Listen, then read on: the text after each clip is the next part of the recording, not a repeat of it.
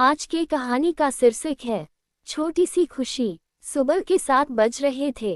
दिल्ली के एक पुराने मोहल्ले में संकरी गलियों के बीच बसा एक छोटा सा मकान था। उस मकान की छत पर खड़े होकर रोहन हर रोज आसमान को देखता था। रोहन की उम्र सिर्फ 12 साल थी, लेकिन उसकी आंखों में एक अनोखी चमक थी। उसके पिता रिक्शा चलाते थे और माँ घर में सिलाई का काम करती थी। परिवार गरीब था, लेकिन खुशियों की कमी नहीं थी। रोहन स्कूल जाता था, सरकारी स्कूल। किताबें पुरानी, बैग फटा हुआ, जूते में छेद। फिर भी वह रोज स्कूल जाता और सबसे आगे बैठकर पढ़ता। उसका सबसे अच्छा दोस्त था अमन। अमन थोड़ा मोटा था, हमेशा हंसता रहता और रोहन से कहता, यार तू इतना पढ़ता क्यों है, खेल ले थोड़ा। एक दिन स्कूल में टीचर ने घोषणा की, बच्चों, इस बार स्कूल में कहानी लेखन प्रतियोगिता हो रही है। जो सबसे अच्छी कहानी लिखेगा उसे दिल्ली भर के स्कूलों में घुमाने का मौका मिलेगा और एक नया बैग भी। रोहन की आंखें चमक उठीं। वह घर आया और अपनी माँ से बोला, माँ, मैं कहानी लिखूंगा। माँ ने मुस्कुराते हुए उसके सिर पर हाथ फेरा, बेटा लिखो, लेकिन पहले खाना खा लो। रात को रोहन अपनी छोटी सी डायरी में लिखने बैठा, लेकिन कुछ भी सूझ नहीं रहा था। वह सोचता रहा, क्या लिखूं, राजकुमार, राजकुमारी, ड्रैगन या कोई सुपरहीरो। सब कुछ पहले से सुना सुनाया लग रहा था। अगले दिन स्कूल में अमन ने पूछा, क्या लिखा यार। रोहन ने सिर हिलाया, कुछ नहीं सूझ रहा। अमन हंसा, सच्ची बात लिख दे, अपनी जिंदगी की। रोहन ने सोचा, अपनी जिंदगी, उसमें तो कुछ खास नहीं। रोज स्कूल, घर, पढ़ाई, थोड़ा खेलना, फिर सो जाना। लेकिन फिर भी उसने कोशिश की। शाम को वह अपने पिता के साथ रिक्शा पर बैठकर बाजार गया। पिता ने कहा, बेटा, आज थोड़ा ज्यादा पैसे आए हैं, तुझे क्या चाहिए। रोहन ने कहा, पापा, मुझे नई डायरी चाहिए, कहानी लिखनी है। पिता ने मुस्कुराकर एक सस्ती सी नोटबुक खरीद दी। उस रात रोहन ने पहली लाइन लिखी। एक छोटे से शहर में एक लड़का रहता था, जिसका नाम था रोहन। लिखते लिखते उसे अपनी कहानी सूझने लगी। वह लिखने लगा अपनी असली कहानी। कहानी थी छोटी सी खुशी की। एक गरीब परिवार में एक लड़का रहता था। उसके पास खेलने के लिए गेंद नहीं थी, लेकिन वो पुरानी टायर की ट्यूब से गेंद बना लेता था। उसके पास अच्छे कपड़े नहीं थे, लेकिन स्कूल की यूनिफॉर्म को रोज धोकर साफ रखता था। उसके पिता थककर घर आते, लेकिन लड़के को देखकर मुस्कुरा देते। उसकी माँ रात देर तक सिलाई करती, फिर भी सुबह जल्दी उठकर लड़के के लिए टिफिन बनाती। लड़का सोचता था, खुशी क्या होती है। एक दिन स्कूल में उसने सुना कि कोई अमीर लड़का अपनी नई साइकिल पर घूम रहा है। सब बच्चे उसकी साइकिल देखने लगे। रोहन, कहानी का लड़का, भी देखने गया। साइकिल बहुत सुंदर थी, लाल रंग की, चमकदार, घंटी बजती हुई। लड़के ने सोचा, काश मेरे पास भी ऐसी साइकिल होती। उस रात वह अपने पिता से बोला, पापा, मुझे साइकिल चाहिए। पिता ने चुपचाप सिर हिलाया, बेटा, अभी नहीं, पैसे नहीं हैं। लड़का उदास हो गया। लेकिन अगले दिन कुछ हुआ। स्कूल के मैदान में एक पुरानी साइकिल पड़ी थी, किसी टीचर की थी, जो खराब हो गई थी। प्रधानाचार्य ने कहा, जो इसे ठीक कर लेगा उसे 1 महीने तक इस्तेमाल करने दे देंगे। सभी बच्चे हंस दिए, ये तो पूरी तरह खराब है। लेकिन कहानी का रोहन आगे बढ़ा। वह हर रोज स्कूल के बाद उस साइकिल के पास बैठ जाता। उसने अपने पिता से पूछा कि साइकिल कैसे ठीक की जाती है।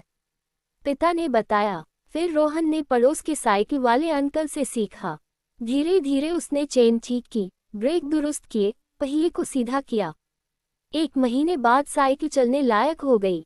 प्रधानाचार्य बहुत खुश हुए। उन्होंने कहा, तुम्हारी मेहनत देखकर अच्छा लगा, ये साइकिल अब तुम्हारी है, 1 महीने के लिए नहीं, जितने दिन चाहो। लड़का खुशी से झूम उठा। लेकिन असली खुशी तब आई जब उसने अपनी साइकिल पर अपनी छोटी बहन को बिठाया और पूरे मोहल्ले में घुमाया। बहन हंस रही थी, माँ दरवाजे पर खड़ी मुस्कुरा रही थी। पिता थके हुए घर लौटे तो लड़के को साइकिल पर देखकर उनकी आंखें नम हो गईं। लड़का समझ गया, खुशी बड़ी चीजों में नहीं, छोटी छोटी मेहनत और प्यार में होती है। रोहन ने अपनी डायरी में आखिरी वाक्य लिखा, और उस दिन लड़के को पता चला कि दुनिया की सबसे बड़ी खुशी छोटी सी खुशी में छुपी होती है। अगले दिन उसने अपनी कहानी स्कूल में जमा कर दी। 3 हफ्ते बाद रिजल्ट आया। प्रथम पुरस्कार रोहन शर्मा। पूरी क्लास तालियां बजाने लगी। अमन ने उसे गले लगा लिया। टीचर ने कहा, रोहन, तुम्हारी कहानी सबसे सच्ची और दिल को छूने वाली थी। पुरस्कार समारोह में रोहन को नया बैग, किताबें और एक प्रमाण पत्र मिला। लेकिन सबसे बड़ा इनाम था दिल्ली के प्रसिद्ध स्कूलों का दौरा। जब वह घर लौटा तो माँ ने उसे गले लगा लिया। पिता ने कहा, बेटा, तुमने जो किया वह बहुत बड़ा काम है। रोहन मुस्कुराया। उसने कहा, पापा, ये सब आप लोगों की वजह से हुआ। आपकी मेहनत, माँ की दुआएं। उस रात परिवार ने मिलकर मिठाई खाई। छोटी सी खुशियां बड़ी हो गई थीं। लेकिन कहानी यही खत्म नहीं होती। दिल्ली दौरे पर रोहन को बहुत कुछ नया देखने को मिला। बड़े बड़े स्कूल, लाइब्रेरी, कंप्यूटर लैब, खेल के मैदान। वह सोचता रहा, काश मेरे स्कूल में भी ऐसा होता। वापस लौटकर उसने अपने स्कूल के प्रधानाचार्य से कहा, सर, क्या हम भी कुछ नया कर सकते हैं? प्रधानाचार्य ने मुस्कुराकर पूछा, क्या करना चाहते हो? रोहन ने कहा, सर, हम एक छोटा सा लाइब्रेरी बना सकते हैं। पुरानी किताबें इकट्ठा करेंगे, बच्चे पढ़ेंगे। प्रधानाचार्य सहमत हो गए। रोहन, अमन और कुछ दोस्तों ने मिलकर मोहल्ले में किताबें मांगी। कुछ लोग दे देते, कुछ हंस देते। फिर भी उन्होंने 25 किताबें इकट्ठी कर लीं। स्कूल के एक पुराने कमरे को साफ किया। दीवारों पर चित्र बनाए। रोहन ने अपनी पुरस्कार वाली किताबें भी वहां रख दी। धीरे धीरे लाइब्रेरी चलने लगी। छोटे छोटे बच्चे किताबें पढ़ने आने लगे। रोहन उन्हें कहानियां सुनाता। एक दिन एक छोटी लड़की आई। उसका नाम था प्रिया। वह बहुत शर्मीली थी। रोहन ने उसे एक कहानी की किताब दी, छोटी सी खुशी। प्रिया ने पढ़ी और मुस्कुराई। उसने कहा, भैया, ये कहानी मेरी जैसी है। रोहन समझ गया कि उसकी कहानी अब दूसरों की जिंदगी में खुशी बांट रही है।